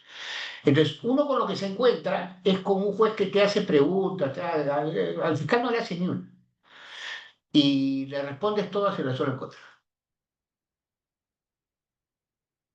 Entonces, uno se queda con la sensación de, ¿y para qué me hizo tanta pregunta? Entonces, hay una legitimación del obvio. Mira que no voy a tomar mi decisión apresurada, voy a ser un juez imparcial y ponderado, voy a escuchar al maestro, porque hay quienes piensan, yo soy un maestro, se me importa un pepino a mí la verdad, pero bueno, te escuchan y dentro van construyendo la hipótesis contraria, ¿no? Es una suerte de teoría socrática mal entendida. Se hacen la pregunta, tienen la respuesta, esperan tu respuesta, pero ya tenían ellos la respuesta.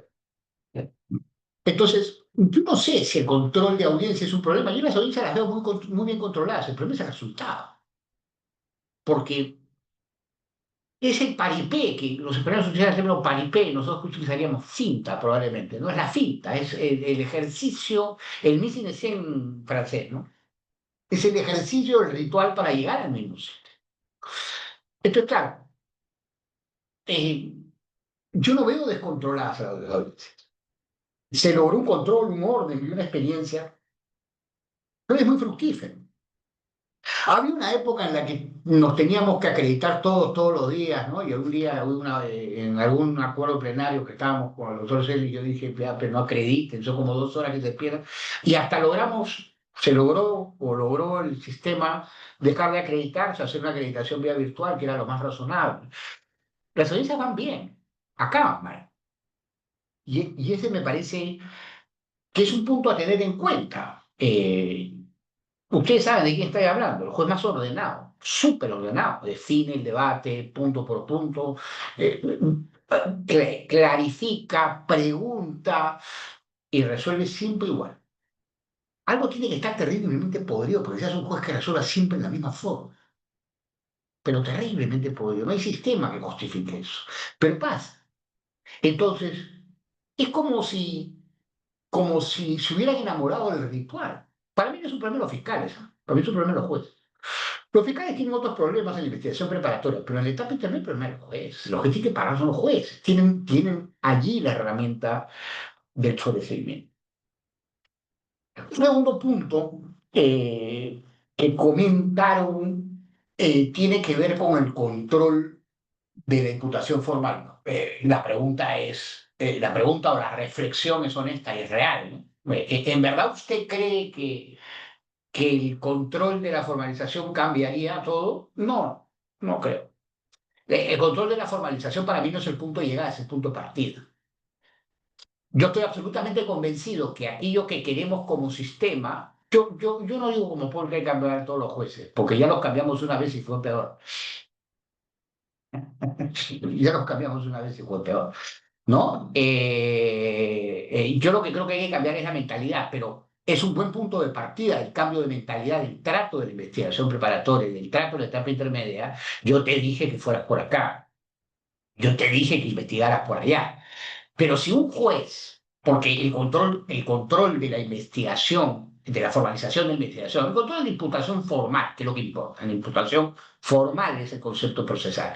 Si yo controlo, es decir, no solamente rechazo, controlo, yo te digo, mira, esto es lo que vas a investigar, me es mucho más fácil recibir el muñeco que yo ayudé a construir. ¡Ay, qué incentivo a los jueces! ¿A quién en su sano juicio se le ha ocurrido pensar que un juez que le dice a alguien por dónde investigar es inquisitivo?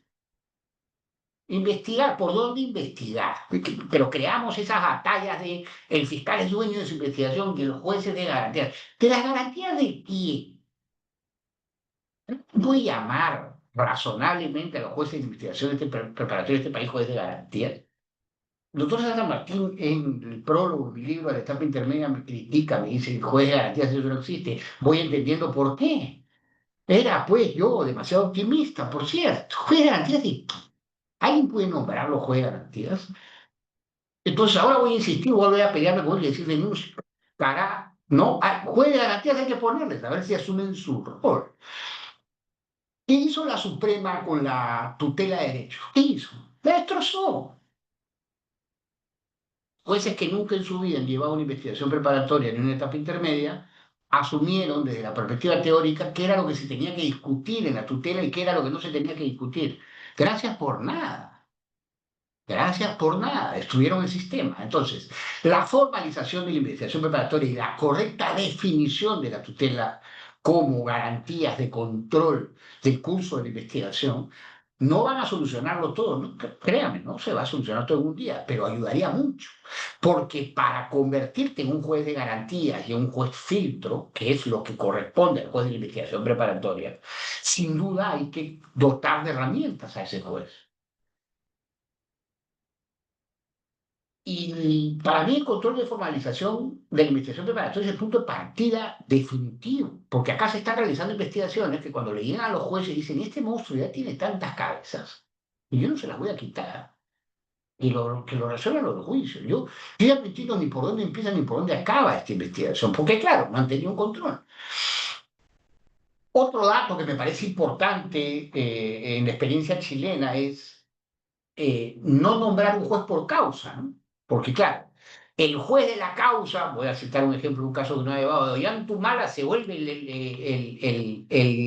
héroe de la causa contra Ollantumala, el supuesto presidente corrupto, y eso trae distorsión en el sistema.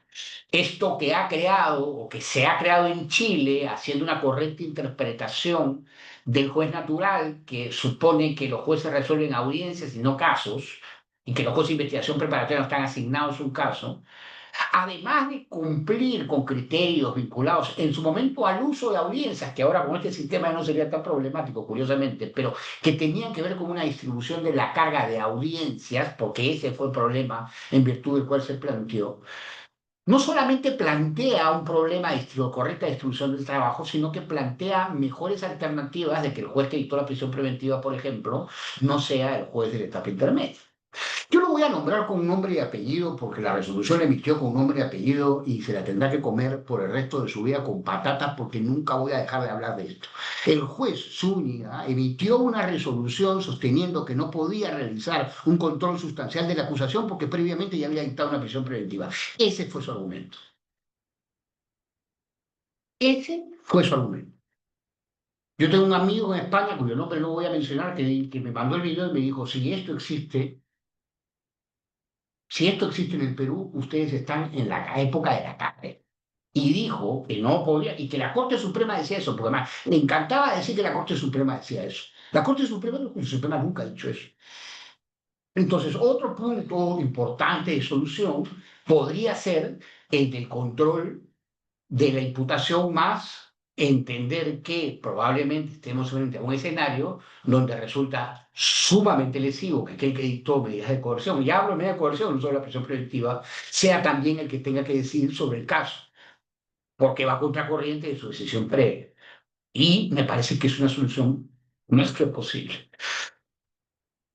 Eh, lo demás tiene que ver también con algo que ya ha desarrollado de manera brillante, diría yo, el doctor Celis en torno al control formal, el orden en que se realiza el control formal y el control sustancial, ¿no es cierto? Porque acudimos a un control formal cuando todavía no tenemos una acusación respecto de un hecho que entendemos como delictivo y que lo que tendríamos que hacer es el terno al revés, y eso permitiría huir de esta suerte de histeria donde el juez de garantías que controla la acusación ya no controla nada, sino que se convierte en un juez que juega en pared con la fiscalía para que la acusación de la fiscalía pase mejor. Que fue claramente lo que pasó en el caso Cócteles, porque así lo ha dicho el Tribunal Constitucional. Yo no lo he dicho. Lo digo sí, pero no lo he dicho yo, lo dijo el Tribunal Constitucional en el caso Cócteles. Bueno, un claro ejemplo de un caso donde se le da 700 oportunidades a la fiscalía para que complete aquello que no puede completar. Un camino adicional que también tendrá que ser vía legislativa será, bueno, y si hay un gravísimo problema en el control de la acusación, porque lo que tú le dices al fiscal es, tu acusación tiene que ser más precisa y el fiscal te trae algo peor. No, tiene que ser más precisa y te trae algo peor. Pero tiene que ser más precisa, te trae algo peor. Entonces hay un momento en el que estamos frente a un círculo vicioso sin visos de solución. ¿Qué hago para que el círculo se rompa? Le estoy pidiendo al que no puede que haga lo que no sabe hacer. Yo me presenté una excepción de procedencia de acción la otra vez, presenté mi excepción de procedencia de acción y había un fiscal que era nuevo que dijo que estaba de acuerdo con todo lo que yo había dicho. Y el juez no sabía dónde meterse. Y lo miró al fiscal y dijo, pero ¿cómo tú estás de acuerdo? Le digo, doctor, me acaban de sentar en este caso y este caso no tiene pie ni cabeza. ¿Qué quiere que haga? Que vaya contra mi moral y mis buenas costumbres. Y se acabó la discusión. Y esas cosas, pues, yo aluciné, me fui a misa, compré 7 boletos de tinta, nunca en mi vida me había pasado algo así. Y me parecía el fiscal más honesto que me había encontrado en mucho tiempo, porque en verdad el caso no tenía pie ni cabeza. ¿Por qué no tenía pie ni cabeza? Porque el fiscal, que era su antecesor, había cogido un atestado, porque ahora no se le puede decir atestado, pues atestado, eso se llama atestado, tiene cara de atestado, cola de atestado, 4 patas como el atestado, es un atestado. Había agarrado el atestado, le había hecho formalización, y el atestado entendía que el fraude contable, el fraude de las personas jurídicas, era cualquier disminución en el patrimonio de la empresa. Una barbaridad que solamente la puede escribir alguien que o ha llevado derecho muy tarde en su vida, lo ha llevado a una muy mala universidad o simplemente no lo ha llevado. En la policía. Y volvimos y retrocedimos 30 años. Entonces, no solo las decisiones que tomamos en reforma no solucionan los problemas, sino que los embrutecen y los empobrecen. Respecto a la persona jurídica, es una interesante coartada para que entendamos que lo que aquí sostengo es real. el control de la imputación de la persona jurídica, la audiencia de incorporación de persona jurídica, es un claro ejemplo de que alguien le sacó al código el control de la imputación de la persona natural. Eso fue lo que pasó. Había una audiencia para cada cosa y se olvidaron de sacarlo a la persona jurídica. No voy a entrar más a desarrollo ahí, pero es un caso que yo llevé. El caso de Grande y Montero en su momento, ahora ENSA, cuando fue incorporada como persona jurídica, mi defensa y un conjunto de defensa nos opusimos a esa incorporación sobre la base de considerar que no se podía imputar a una persona jurídica por el solo hecho de ser una persona jurídica con una relación de vicariedad respecto al imputado, sino que había que establecer defecto de organización o lo que fuera, había que imputarle una conducta. El doctor Hamilton Castro me imputó una conducta y existe una sentencia que yo considero histórica de la Sala Penal Nacional que estableció que tenía que haber una formalización previa a incluso la incorporación de la persona jurídica, es decir, que tenía que haber una diligencias preliminares, imputación, investigación y la persona jurídica se podía defender antes de esa incorporación. Eso creo que solucionó bastante el problema para que veamos que algunas veces la historia judicial ayuda mucho, como ayuda el hecho de que la Corte Suprema ya se haya pronunciado sobre la barbaridad de que las excepciones de procedencia de acción no puedan ser apelables cuando son rechazadas, cosa que ahora ya lo habilitó. Y como creo que también cunde en el hecho de que la Corte Suprema está retrocediendo en su mensaje de no presentar excepciones de procedencia de acción durante la investigación preparatoria. Los avances son de a pocos. A ver, muchachos, yo les voy a contar una anécdota que nadie me cree, pero la voy a contar. En el año 2004 yo me fui a estudiar un doctorado de Derecho a la Universidad de Alicante. No me fui a estudiar un doctorado en Derecho procesal, porque eso no existe, los doctorados son en Derecho. No somos el único país que hablamos de doctorados en Derecho con adjetivo.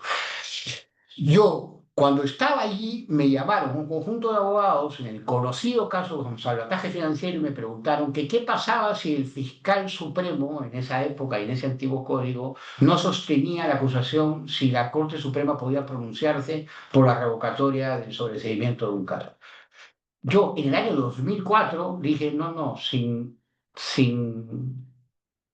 fiscal, sin opinión fiscal favorable, no puede haber caso. Y 8 abogados que eran y siguen siendo mucho más pesados que yo, decían al otro lado del teléfono, que se escuchaba más o menos, porque no era como ahora con toda la tecnología, que yo estaba loco. 2004. Si ustedes tratan de retroceder a la figura tan desarrollada, entendida, que un estudiante de primer ciclo entiende ahora, de que no puede haber forzamiento de acusación ni revocatoria de sobreseimiento si el fiscal no ejerce la acción que corresponde en el superior, esa idea extendida, escrita en piedra, que hoy día nadie cuestionaría, que ni siquiera un juez equivocándose se equivocaría, esa idea hace 20 años en el Perú no estaba clara. Y no solamente no estaba clara, la decías por teléfono siendo un muchachito que estudiaba en la universidad y te creían un tarado. Y hoy en día eso es letra sobre piel. Entonces, las victorias nunca se han conseguido escribiendo libros. Yo los escribo porque me divierte. Y las victorias nunca se han conseguido haciendo este tipo de exposiciones. Estas exposiciones se alimentan para luchar donde hay que luchar.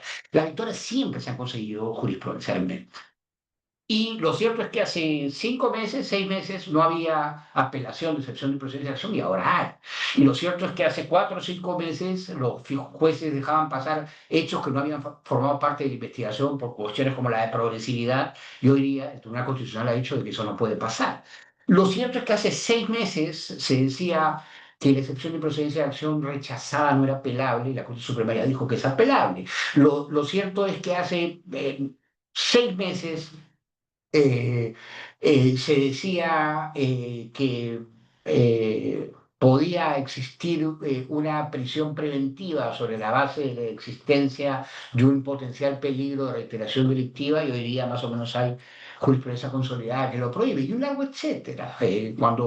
Cuando yo empecé a dictar recién llegado, año 2008, miren, han pasado 17 años, sobre la prisión preventiva, los jueces me decían que estaba loco, que quisiera eso del peligro de obstaculización probatoria, te lo juro por Dios, y siempre estuvo en la norma, no es que no estaba. Las victorias demoran, pero hay que plantearlas y hay que pelearlas. Porque lo cierto es que con esta desnaturalización de la etapa intermedia, y le pregunto yo al juez Celis, ¿quién ha perdido? O si quieren verlo de una perspectiva inversa, ¿quién ha ganado? Porque da la sensación, a mí siempre me divertía, cuando eres más muchacho, la gente tiende a insultarte más o a enfrentarte más cuando bajas de una exposición, y siempre me divertía que me decían, usted habla así porque es abogado. Ahora ya no me lo dicen tanto, seguramente porque peino canas, a algunos de ustedes seguramente les pasará. Bueno, yo hablo como abogado porque no puedo hablar como ciclista del Tour de Francia, pues es lo único como puedo hablar. Pero no importa qué es lo que hago, sino cuáles son la fortaleza de mis ideas y la capacidad que tienes tú para contraargumentarlas. Pero más allá de mi perspectiva de abogado, la pregunta que cae de madura es, ¿quién ha perdido? Los jueces más emblemáticos de este país o del sistema más emblemático de este país que defendieron a ultranza la prisión preventiva en casos emblemáticos y que dejaron pasar a juicio oral todos los casos emblemáticos, ¿dónde están? ¿Cómo les ha ido? ¿O vamos por casa? Porque eso es una realidad indiscutible. Es una realidad indiscutible. ¿Cuántos quedan sin ser investigados por haber, desde las formas más abruptas y violentas, haber destrozado el sistema? Es decir, lo que paga es la ponderación, el equilibrio, el sistema bien entendido, el sistema que acusa y condena cuando tiene que acusar y condenar, y el sistema que sobresee y absuelve cuando tiene que sobreseer y absolver. El sistema que encuentra un equilibrio en los casos, el sistema que sabe que un caso, a pesar de lo que yo piense llegará a juicio, va a fracasar y que no tiene que ir a juicio. Lo que prima es el sentido de la responsabilidad. Y lo que hay es una profunda falta de respeto al sentido de la responsabilidad en el ejercicio de la profesión de abogado, de fiscal y de juez en el último tiempo. Hay, sin lugar a dudas, inequívocamente, un sistema del TikTok de un excesivo protagonismo innecesario por parte de todos los elementos. Eh, A mí si me preguntan, doctor, ¿usted por qué no sale en medios de prensa? Y siempre contesto, porque a mis clientes no les interesa que salga en medios de prensa. Ni siquiera cuando hables de su caso. Eh, lo que hace falta es construir casos judiciales a través de un soporte dogmático, procesal, penal, pero sobre todo factual, es decir, introducirle a los casos sentido común y no perseguir el dorado en casos en los que irremediablemente se va a fracasar. Entonces, la pregunta que yo hago finalmente, que es la pregunta más razonable desde un modelo socrático, es: ¿a quién perjudicó eso? ¿Quién va a pagar este botón y va a pensar que aquellos jueces que no sostuvieron los casos le hicieron un bien al Poder Judicial? ¿Que aquellos sobreseimientos que nunca se plantearon le hicieron bien a ellos o al Poder Judicial? ¿Que la Fiscalía, al presentar 60 acusaciones y ya con 60 acusados a juicio, han logrado un sistema efectivo de condena? Porque yo muchas veces defiendo, puede que sea juez y puede que el caso sea un caso emblemático, complejo, difícil, pero en serio, amigo, te acusaron 60 y llevaste a los 60 a juicio. Yo siempre contaba que uno de los mayores ejemplos que los fiscales no eran objetivos era que nunca un fiscal había solicitado la cesión de una prisión preventiva. Y yo no tenía conocimiento de que un fiscal hubiera solicitado la cesión de una prisión preventiva.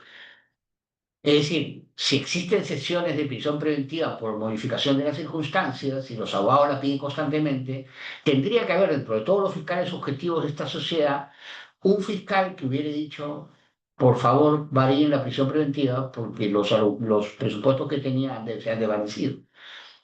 Y algún juez me dijo: no, doctor, sí hubo uno, Sí hubo un fiscal que pidió la sesión, pero la rechazó el juez. Completen ustedes la frase. Alucinante, pero claro, el sistema tiene que nutrirse de una noción mucho más reflexiva, pero sobre todas las cosas, y lo más importante, es entender que no podemos estar haciendo, disculpen la expresión, la pasada de seguir una etapa intermedia que no sirve para nada.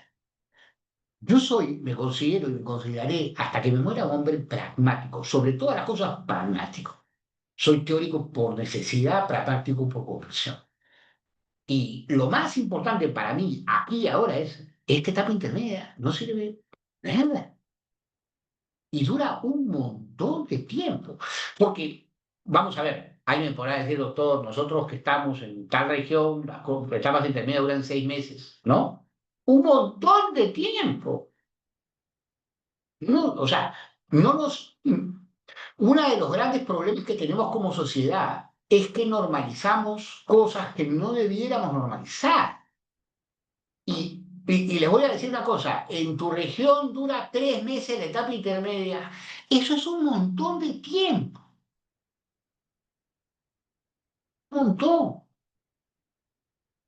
Estoy perdiendo 3 meses que podría dedicarlos al juicio para un juez que se dedica a hacer un ritual que acaba exactamente igual, en el mismo lugar que el día que le presentaron la acusación. Entonces, la primera pregunta es, ¿en verdad me pusieron como juez de investigación preparatoria y yo estoy centrando todos los valores al área? Todos los valores no centro al área. Es decir, a esto estoy acá. Sí, no puedo reaccionar y empezar a pensar por el solo hecho del sentido común que no estoy cumpliendo con mi función. Es la primera cosa. Y la última, ¿no?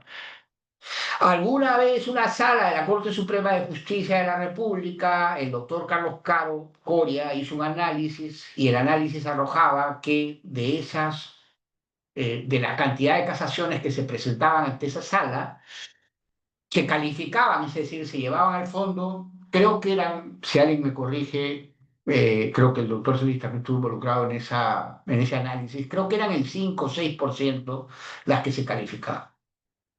Yo recuerdo que en una conferencia dije algo de lo que nunca me voy a olvidar, cierran la sala. ¿Para qué tenemos una sala que ve en 4%? Pasa que el 4% de la permanente, que la transitoria desaparezca. Y lo decía pues, sin ningún ánimo de error. Pero si tú ves el 4% de las casaciones que te presentan, papi, a otra cosa. Y claro, y de pronto empezó a cambiar el porcentaje, porque a veces no nos damos cuenta que vamos contra la propia creación de nuestra naturaleza y habría que preguntarse si necesitamos cosas de investigación preparatoria, pero con tranquilidad. Es decir, yo no puedo abdicar de mi deber frente a la ley. Entonces, es necesario preguntarnos dónde estaba el caso cuando lo recibimos y cómo lo entregamos. Y yo, con esto acabo, siempre digo, ¿quieren conversar ustedes acerca del sistema, de cómo funciona la etapa intermedia? A mí, gracias a Dios por mi desarrollo profesional y por la cantidad de sandeces que hablo, se me acercan muchísimos jueces a conversar, muchos jueces a conversar. A conferencias que voy, bueno, no, tengo muy pocos jueces amigos, el doctor Celis es uno de ellos, pero muchos jueces con los que converso siempre es algo que me ha sucedido. Y anda y pregúntenle ustedes de qué humor van los jueces del juicio. Anda, que les cuente el doctor Celis cómo van a almorzar juntos los jueces de los juicios y los jueces de investigación preparatoria. No son grandes amigos, porque el sistema necesita de un equilibrio. Y lo que se está haciendo es entregar toda la responsabilidad a los jueces de juicio. Entonces, yo creo que hay combustible, herramientas, sentido común, una larga pelea de por medio para cambiar esto. Y creo que el código es un buen código. Yo creo que ese código puede modificarse parcialmente, pero es un buen código. Y que las modificaciones parciales lo harían más potente, pero que con el código que tenemos podemos hacer un mucho mejor sistema. Pero hay que hacer la pelea. Y la pelea que a mí me corresponde no es la de decir que somos un proceso penal garantista, acusatorio de corte adversarial, moderno. Conmigo no cuenten para eso. Si hay que aplaudir como guaripolera el Código Procesal Penal, yo me voy a ver el Inter de Milán contra el PSG, me tomo una cerveza, me voy tranquilo, cumplo mi función, defiendo lo mejor que puedo a mis clientes y se acabó. Ya, esta historia de este código es maravilloso. No, no es maravilloso. No solamente no es maravilloso, sino es que con absoluta seguridad uno de los peores códigos de Latinoamérica. En su implementación me refiero. En su lectura me da igual. El de El Salvador me parece el mejor. O era el mejor, ya no sé qué quede el pobre. Pero hoy me lo leí en mi tesis y era un código extraordinario. Los códigos no hacen un sistema. Ayudan a hacer un sistema, pero no nos ayudó mucho o no lo utilizamos correctamente. Entonces, solamente desde un lugar crítico, y creo ya no ser un niño, voy a cumplir 50 años, creo estar en la posición de hacer la pelea. Hay particularmente un juez supremo que se desespera cuando digo esto, a este no, que a este, ¿qué le pasa? Pues, lo siento, si no te gusta, apágame, pero seguiré dando la pelea. Estamos frente a uno de los peores sistemas procesales penales de América Latina. Ese es nuestro resultado y nuestro gran logro. Yo fui considerado uno de los padres de esta reforma. Yo fui considerado uno de los principales promotores de esta reforma. Yo he publicado 2 libros dentro de esta reforma. Y esos 2 libros han sido tremendamente citados por la Corte Suprema. Yo no sé si en el ámbito del derecho procesal penal, probablemente algunos de ellos, el más citado entre los más citados. Y lo que siento es profunda vergüenza por lo que hice o por lo que ayudaste. Pero tengo el coraje de decir, como ese meme que dice, la hemos regado en todo, pero vamos a empezar, de decir, todavía es posible llamar la atención de aquellos que aplauden como guaripoleras a un código que está sosteniendo un sistema que no es que sea malo, que es muy, muy, muy, muy, muy malo, que es muy injusto, que es muy largo, que es muy tedioso, que es ineficiente, que tiene resoluciones de la Corte Suprema que podrían mejorarse diametralmente. Yo alucino con eso que dijo César, creo, de los antecedentes concomitantes, que no sé, esa cosa no sé a quién se le ha ocurrido. Hay que revisar seriamente las resoluciones orales, tampoco sé a quién se le ocurrió eso y para qué sirve. Que las resoluciones orales, salvo que sean meramente interlocutorias, no sirven para nada y ya lo ha recontrademostrado y un largo etcétera que creo que hay que atacar desde una perspectiva de reforma, porque nosotros nos vamos a volver viejos y nos vamos a morir, pero los que vienen, los estudiantes sobre todas las cosas, seguramente estarán en disposición de hacer un mucho mejor sistema. Muchas gracias. Y después de haber escuchado las interesantes reflexiones del doctor Gonzalo del Río, la verdad que eso es lo que queríamos escuchar, o sea, el gran problema en la reforma que se está cayendo. Yo he conversado con jueces de juzgamiento y me dice, varios los internan porque están estresados, ¿no? Y dice, ¿quiénes son los culpables? Le digo, los culpables son la falta de filtros. Hace un tiempo hablaba el doctor José Rogelio González López, que fue uno de los jueces supremos, que no fue ratificado porque en ese tiempo puso el voto singular contra en la prescripción del caso Alan García, ¿no? Y le decía, el problema son los controles. Y el otro día conversando con Jorge Chombo, que forma parte de este grupo, Jorge me decía, el problema son los fiscales también, porque los fiscales saben todo, incluida el número 1, me decía. Entonces, y aquí no hay que cambiar leyes, me comentaba, ¿no? Porque luego también hicieron con Julio Espinosa y con Carlos Caro también hicieron, cuando era la doctora Gladys de Chais, hicieron también un levantamiento y encontraron lo mismo, cosas que no debían ir, ¿no? Y el problema ahora es la prensa, porque se archivan, la prensa le va encima y no hay el suficiente coraje de decir, acá no hay nada y se acabó, ¿no? Porque decía Alberto Bustamante de la UNDI, creo, en una conferencia, que abrir donde no se debe abrir es crear un derecho expectaticio. Ese derecho expectaticio hace que el denunciante crea que después, cuando se archiva, aún teme corrupción. Es un autogol, decía el que se está metiendo en el sistema de justicia. Pero la idea de estos encuentros no es quedarnos ahí, ¿no es cierto? La idea es, nosotros hemos recogido, por ejemplo, en un distrito judicial, todas las excepciones. Y alguna vez que hemos conversado con el maestro San Martín, me decía, si lo pueden declarar en primera instancia y se acabó. O sea, también le cargan el trabajo a la segunda instancia y a la casación. Ese es un problema tremendo, ¿no? Y el otro tema es la cantidad de investigaciones que abren los fiscales. Y cuando un fiscal no abre investigación o no formaliza investigación, van al fiscal superior y el fiscal superior lo sobrevive. Y después está de acuerdo en que se sobresea. Terrible. O sea, creo que es esto. La idea es esto, ¿no? O sea, que sobre todo la gente joven, los que podamos hacer investigación, podamos hacer. Te agradezco profundamente, Gonzalo, porque ese nivel crítico es el que necesitamos.